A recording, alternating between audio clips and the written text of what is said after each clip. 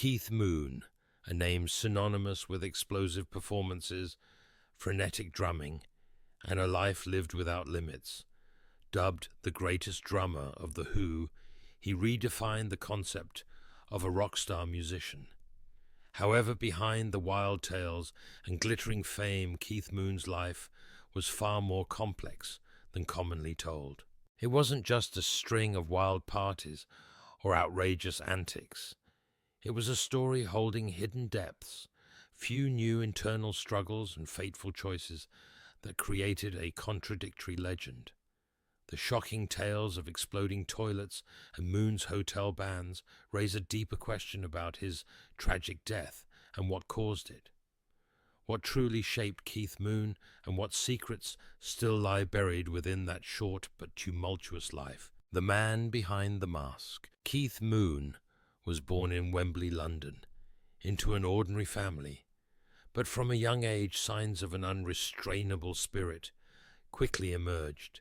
He was a child brimming with energy, always seeking to be the center of attention. A desire for acceptance and admiration seemed deeply ingrained in his nature.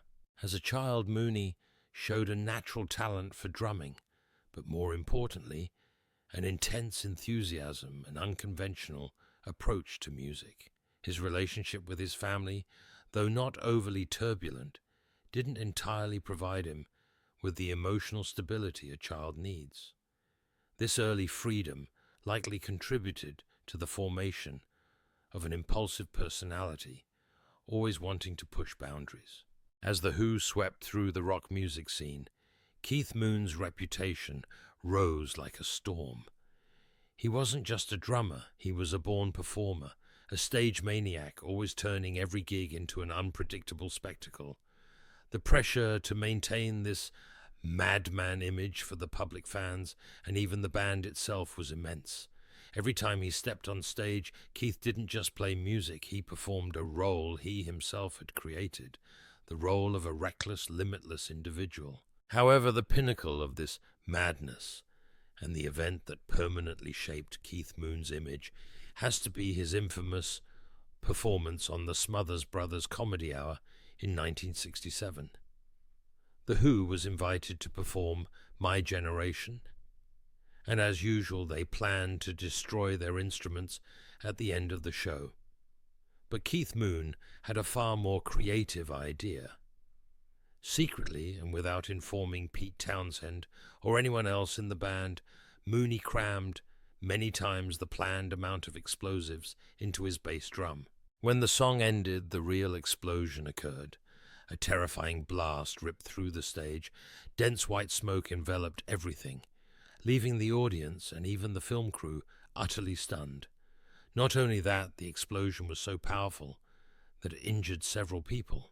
Pete Townshend, standing closest, had his hair catch fire and was later diagnosed with permanent hearing damage in one ear, a lasting consequence he carried throughout his life. Keith Moon, of course, was unharmed, even managing to get a cymbal fragment embedded in his hand. This moment wasn't just a prank, it was a statement. It firmly cemented The Who's reputation as a rebellious band and turned Keith Moon into an icon of chaos.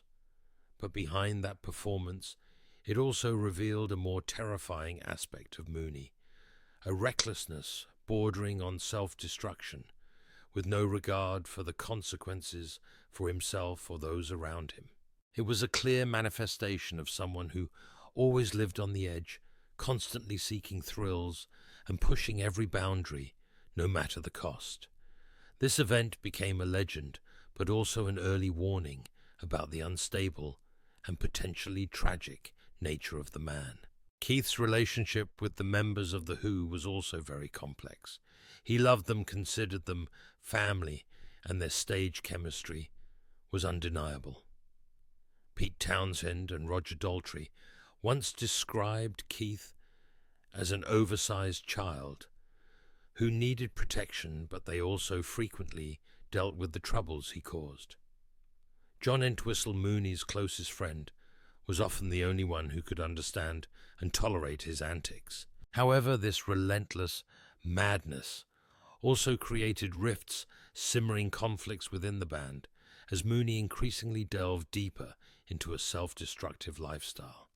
The pressure to maintain an image, fleeting fame, and a soul unable to find solid ground gradually pushed Keith onto a tragic path from which there was no return.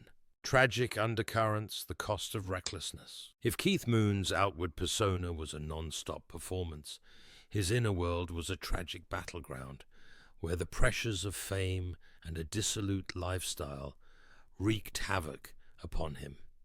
Addiction and self-destruction weren't merely bad habits.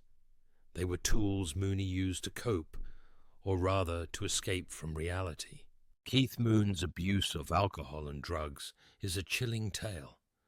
From all-night parties to drinking heavily every day, Keith pushed his body and mind to the brink.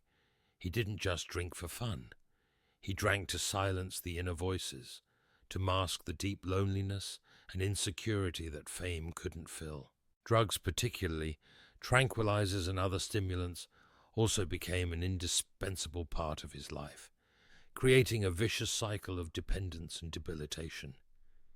Their impact on Mooney's physical health was evident: a bloated face, a weakened body, and frequent seizures. Mentally, he became increasingly unpredictable, prone to outbursts and lost self-control, sometimes falling into deep depression. There were countless attempts to get Mooney sober, from hiring 24/7 minders to admitting him to treatment centers, but all failed miserably. Each failure pushed him deeper into despair, and decline gradually became an inevitable destiny. Beyond the addiction's broken personal relationships were another open wound in Keith Moon's life. His marriage to Kim Kerrigan, the woman who bore him his daughter Mandy, was a tragedy of instability.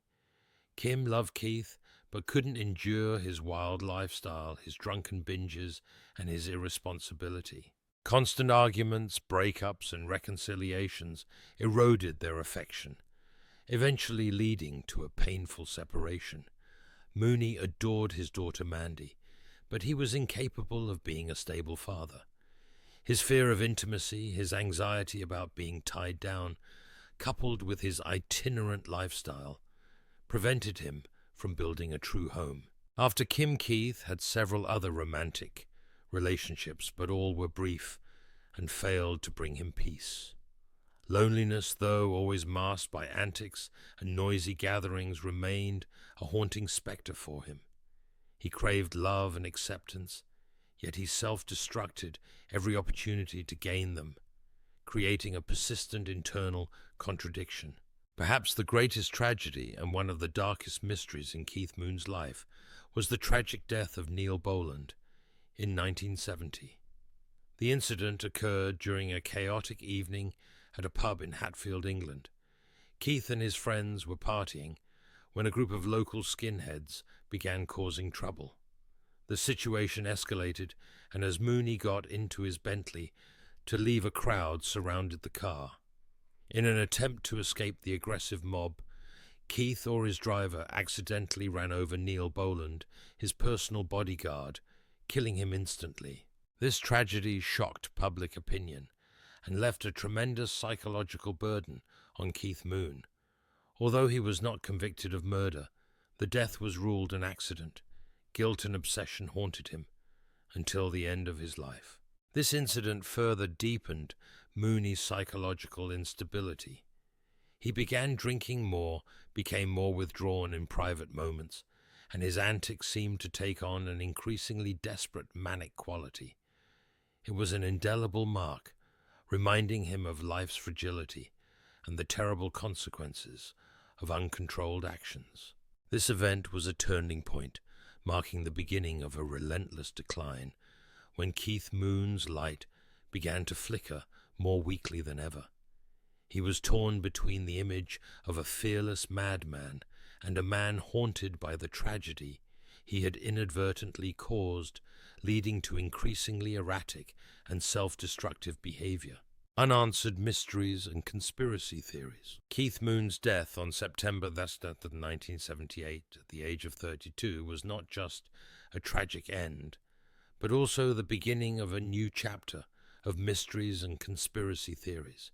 The number 32, coincidentally, was the age at which many other great rockers passed away. Jimi Hendrix, Janis Joplin, and Jim Morrison all died at 27 yet. Keith's demise at such a young age still carried a fateful significance. Remarkably, Mooney had premonitions of his own death, sometimes chillingly joking about not living past 30 or dying before becoming old and boring. Those half-joking words, when viewed in retrospect, take on a sinister and prophetic tone. The official cause of Keith Moon's death was determined to be an overdose of clomethazole heminevrin, a sedative prescribed to help him with alcohol withdrawal. However, the details surrounding this dosage remain unclear. It's said that he took 32 pills, a strangely coincidental number given his age, while the recommended dose was only 1 or 2 pills per day. The question arises, was this merely an accident due to carelessness and addiction, or was there some intentional suicidal element hidden within?